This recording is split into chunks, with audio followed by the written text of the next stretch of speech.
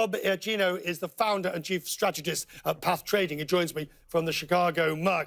It's not surprising, and I'm guessing, Bob, that you will or would expect to see more big names joining that illustrious bunch down 10%. I would, Richard. Thanks for having me. I mean, I would buy almost all of the stocks you mentioned, but not today. It's interesting. I wouldn't go into the airlines just yet. I probably would wait longest on those, because if the sell-off continues, when people feel poorer, the first thing to suffer is a vacation. So you're going to see some suffrage on the airlines there as well. They've been hedging their jet fuel with crude oil where it is, so we're okay on the cost side of things. But essentially, when we get sell-offs like this, I think that a lot of people have gotten used to it, and I'm sure you've talked with other guests about this, but the calm that we've had over the last 24 months or so in the markets is really the unusual thing. When you look at what the Dow has done over the last 3 days, it's the largest three-day drop we've had since about 2015. It's not even 3 years ago.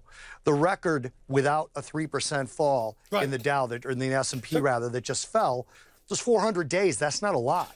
Okay, but... So, I mean, these things are typical. Okay, they are typical, but the swings and the volatility, which the market likes, and people like you like to a certain extent. I mean, love them. You know, okay, since we have a moment or two more than usual, explain to the viewer watching in Rome or Delhi or Moscow or Tel Aviv tonight, why is volatility your friend?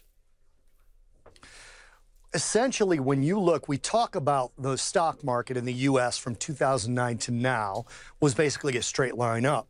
Well, the stock market since its inception to now has basically been a straight line up.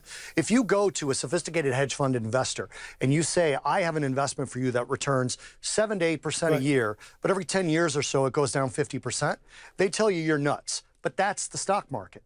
Okay, there is no outperforming the stock market from a buy and hold perspective. Where you can outperform the stock market is to the downside, not to the upside. And this is where people get a little bit confused on sell-offs like this.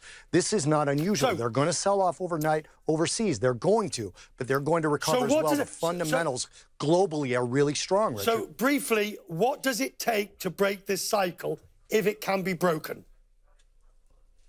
Which cycle? 2 or 3 days lower versus 400 higher? I don't see that as a cycle.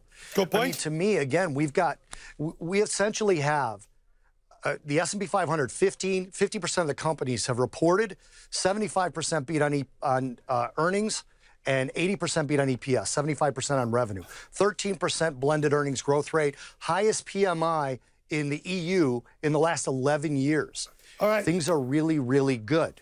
Bob, we'll talk more. Thank you, sir, for the common sense from Chicago. Thank you, Richard. Thank you very much indeed.